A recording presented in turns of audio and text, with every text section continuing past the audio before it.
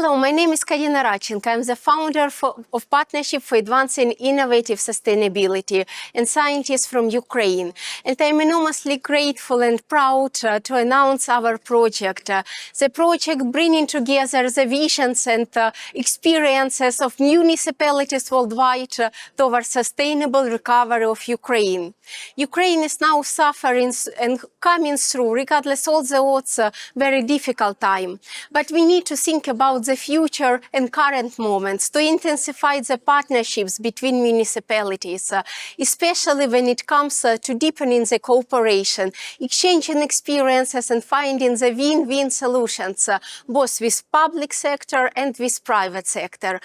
So throughout this project, I will talk to the leaders and change makers from the local and regional authorities in different countries and Ukraine in order to hear them and bridge them together for our common dream, peaceful, sustainable, innovative, green and recovered Ukraine. We will do our best because when we are together, we are surely stronger, and these partnerships will help us. So keep up updated and we will share further insights with you. Thank you for your support. It's very vital. Welcome to the SDG Slate of Partnership for Advancing Innovative Sustainability. And it's a great privilege to talk with Dr. Günther Bergmann, who is a member of parliament. And you are doing amazing work in terms of promoting the cooperation with local and regional municipalities in Ukraine. Can I ask, in terms of German perspective on recovery, how do you see it?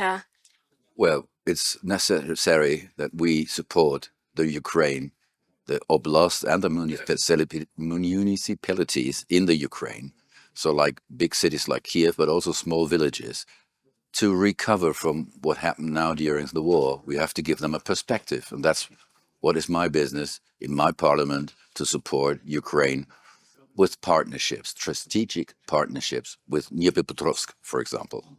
It's amazing what you are doing, and in terms of what people can learn from North Rhine Westphalian, if you would name maybe three things most insightful in this connection. Well, we need to do help right now, since when there is a energy problem, we need to support with generators and whatever. So that's for now. We need to support by helping the people when they are fleeing to Germany, that they have a safe home, that children can go to school, to kindergartens and whatever.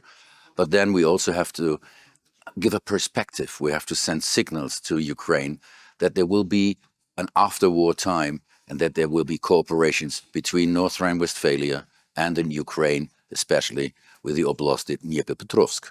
Speaking about your cooperation with Dnipropetrovsk region, which kind of main interactions as of now could you name, and what is your vision for the future in this connection? Well, this is a wide field. We can cooperate in so many fields, like hospitals, which is very important, economical things, infrastructure.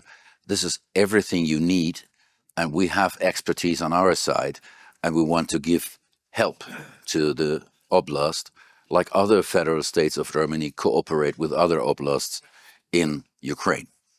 It's impressive. And speaking about how far we are from this recovery process, you already started the operational recovery. How long will it take, do you think, for us to recover? Well, the main thing is now to help in the war and everything. Of course, we need to do this right now.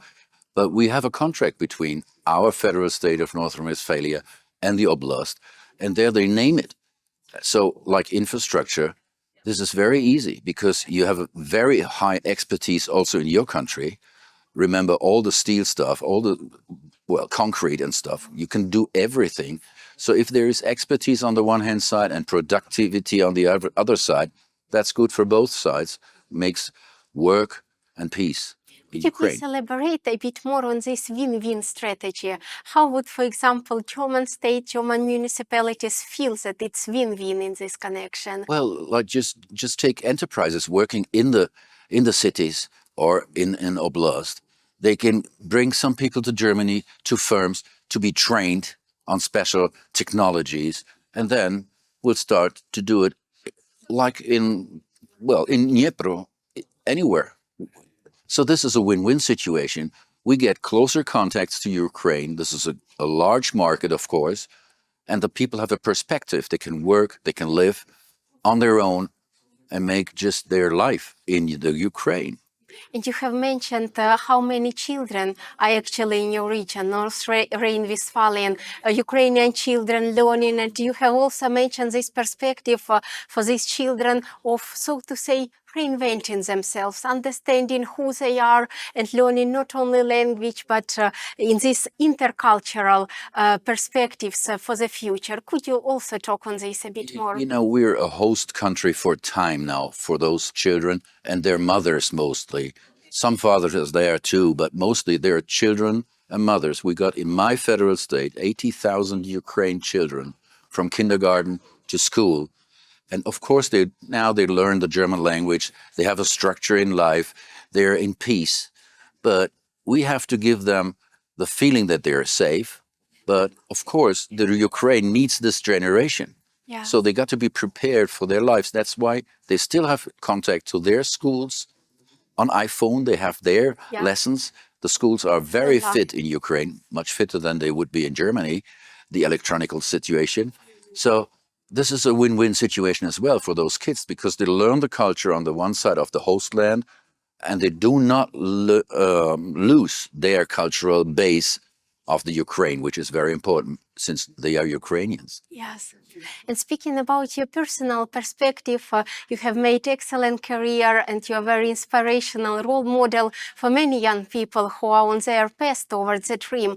What would you say to Ukrainian children and youth, but maybe not only in Ukraine, but globally, overall? What will be your message in terms of not giving up and pursuing the dream of becoming who they are supposed to be by navigating this inner spirit and inner compass, so to say? You know, I didn't expect when I was on a university studying East European studies that this would get so important in my political life. And now it happens. So that's the first thing. You never know. You got to be prepared for everything. Yes. But take the chances of life. Life can't be controlled from the first step to the last one. There will be a lot of things happening you wouldn't even expect to happen. And that's what the young generation now can take. Take the chances, learn languages, get a view over your own city, over your own country. Look at Europe, look at a perspective, and get involved. Be part of this development. So, great chances, just take it. Yes, thank you so much, Dr. Bergmann. It was super impressive, your message and what you are doing practically, not only in words, but in practice, helping our Dnipropetrovsk regions, but also overall Ukraine, because each help to on the regional and local level, it's a step towards our sustainable, green and innovative future. Thank you for this partnership, your support and friendship between our municipalities. Thank you. Thank you very much. It was a pleasure. Good luck to you.